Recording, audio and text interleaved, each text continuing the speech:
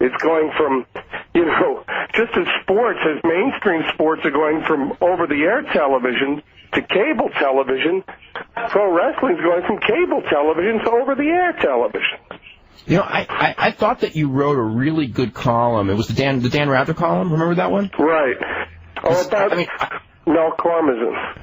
Right, where you said that, like here's Dan Rather, like, talking about, all of these things that are... Well, he comes, he's gnashing his teeth, and he's almost on the verge of tears. There was another shooting. What's the at another school, a junior high school, a high school? Or we all need gun detectors and stuff.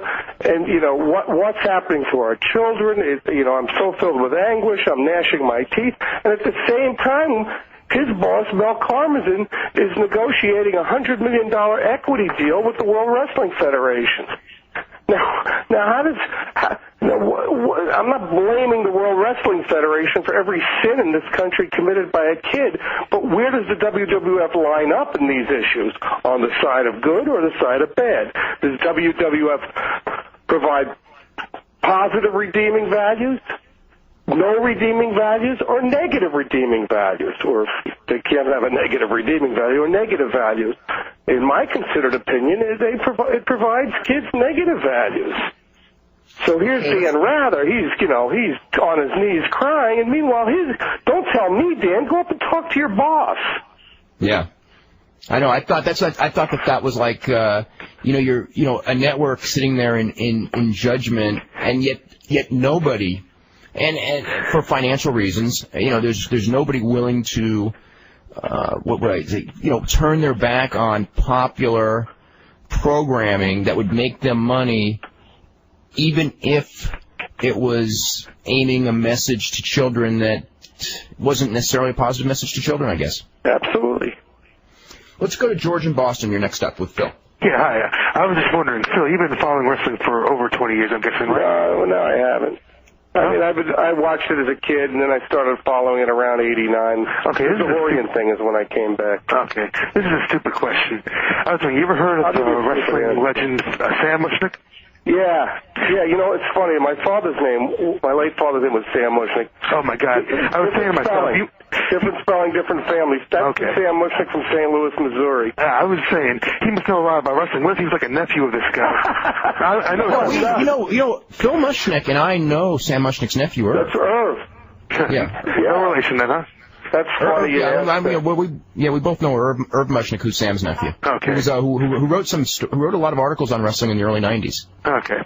Because I thought, oh my God, this guy has the same name of a wrestling legend like Mushnick, Sam Mushnick. No, I'd be living off residuals. I'd be very pro wrestling. Yeah, I'm not even that, but he wasn't probably into was like today. He was friends with Lou Thesz, right? Sam Mushnick and Lou Thesz were business partners for forever. Yeah, Lou Thesz is the way it is today. That Sam Mushnick was a very real giving guy. That when wrestlers were down and out, he made sure they were taken care of. That's what I always heard about him. Well, I don't know. He had a reputation for being honest among wrestling promoters, which may not be a huge compliment, but actually it was. A good thing. Most people were very complimentary of Sam Mushnick. Actually. That's rare in any sport.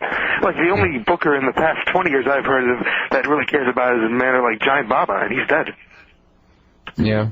Yeah, that's too bad. I mean, I wouldn't. It's a funny word when you say care. I mean, I think that everyone cares. It's just that the pressure... I don't think Vince wants to see these guys hurt. That's obvious. But I'll agree. Back in the old days, 15 years ago, there was less of a rope, a net, if these guys fell. But today, I mean, you look like you know who the Hardys are, Mr. Mushnick? I've heard of them. Well, and Chris Benoit, right? I've heard of Chris. Have you ever seen a Chris Benoit match? I mean, he doesn't use steroids at all, and everyone, everyone thinks he's the best. I don't want to start fights here, but don't say that. Okay? What? You don't know who uses what? We don't know who uses. We don't know who doesn't use steroids. Well, I shouldn't say that. But I don't want to be accusing anyone. I don't want to be accusing anyone of anything, but I don't want to say that someone doesn't like that either. Especially, Okay, so go ahead. Yeah. No, I was just saying, I heard about Sam Mushnick. That's all I want to talk about. No, but thanks for asking. No, my father was an insurance agent. Well, okay. Thanks. Bye. Okay, let's go to Zach in Texas. Zach, you're next up. Yeah, evening, gentlemen.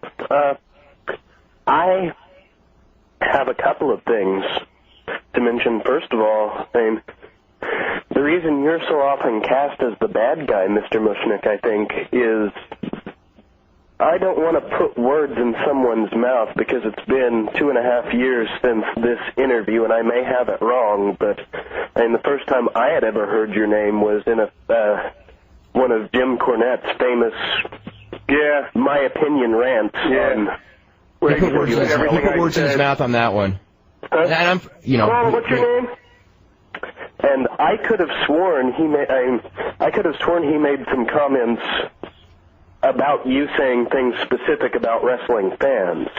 That he may or may not have said that. I don't have it on tape. I don't remember it. That was the thing where I think, Dave, was that the cartoon character thing? I think that was right after the death of Brian Pillman. Right, and I wrote that the reason it's not a big issue is because people consider, meaning the mass media and the people who are not sports, who are not pro wrestling fans, consider pro wrestlers to be cartoon characters, therefore they can't die real death. And that got twisted into, that was all over the internet, all over TV and radio and wrestling shows, that I said, who cares about Brian Pillman's death? He's a cartoon character. And if I'm not mistaken, and I may be, it was Jim Cornette who said that. Have I been unflattering toward pro wrestling fans? For the most part, yes. When several years ago, when I was writing in TV Guide, thumbs down on pro wrestling, at the same time TV Guide was putting it on their cover because it sold so like hotcakes, the WWF encouraged people and even put up the address to write me mail. And I was writing at the time and I still do, how it desensitizes people and how, everybody's so incivil. Meanwhile, we got about 500 letters addressed to me, and I'd say out of those 500 letters, 450 were from kids.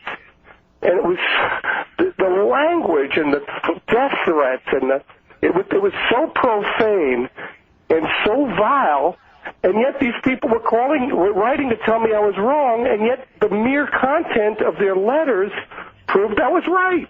Well, I confess to having written one of those letters, but it wasn't profane. I thought Well, you were one of the 50. It was well-reasoned and all, but, at that point, when Cornette made that rant, I had not read your work. I have since, and I have not found a lot referring to fans as bad people or whatever. But I think that I can bad. I got my nephews and my neighbors. They're all pro wrestling fans. Right, but a lot of the publicity given to you by the wrestling companies. But what do you think of WWF's going to treat me in a fair and equitable manner? Right.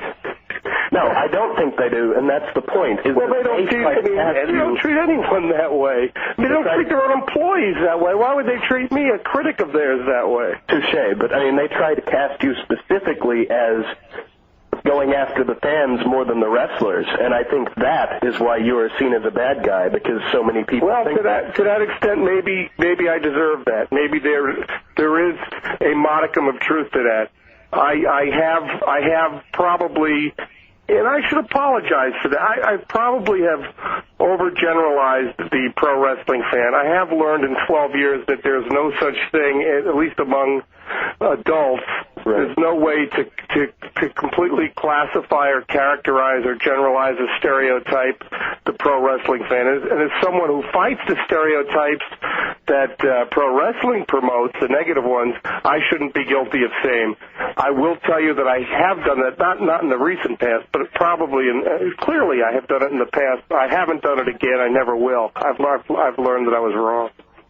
And my other point is something that Dave brings up fairly regularly, brought up in the Bret Hart interview that's going to be running again on Thursday, is WCW's contracts allow for people to have their pay cut in half or be immediately terminated if they can't work for 30 days straight. And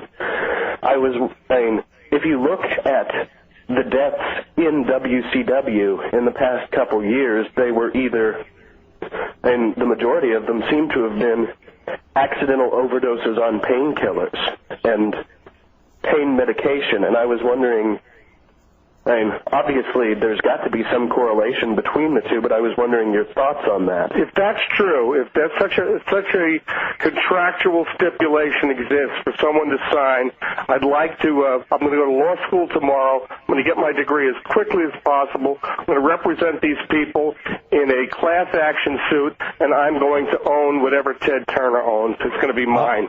What I can tell you if that exists.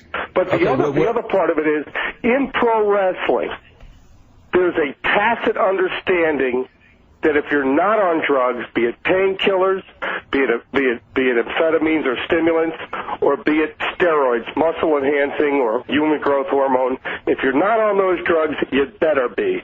Right. Because those are the unwritten terms of engagement to be a pro wrestler.